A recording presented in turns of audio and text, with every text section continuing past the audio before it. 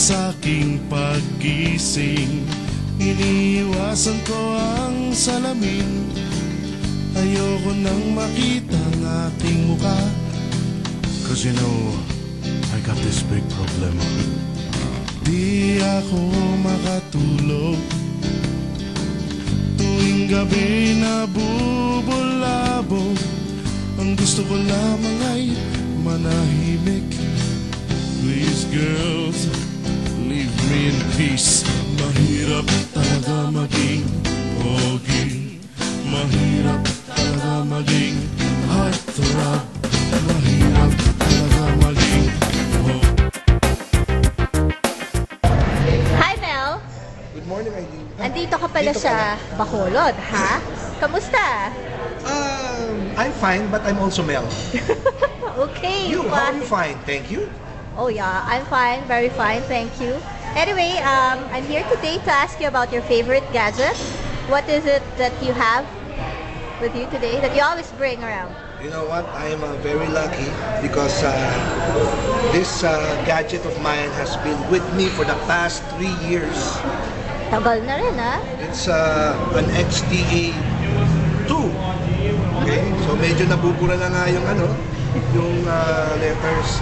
It's very handy because I always sync it at home. I also sync it at the office. The best feature that it has is that you can put all your documents, PowerPoint, Word, Excel, etc. inside, and you can also present Wow. your videos. You can show your videos. You can show the people that this is the video that I'm talking to you about, or the picture. You can take pictures of the what do you call this, venue, and then send it MMS. Okay. Same like that. Do you use it to go online as well? There are times that I use it online, but as you know, for the moment kasi here in the Philippines, the speed is not that fast yet. Siguro in the future when I upgrade, hopefully, when I upgrade to the next version, I think it's either XDA Executive or the like. Wow.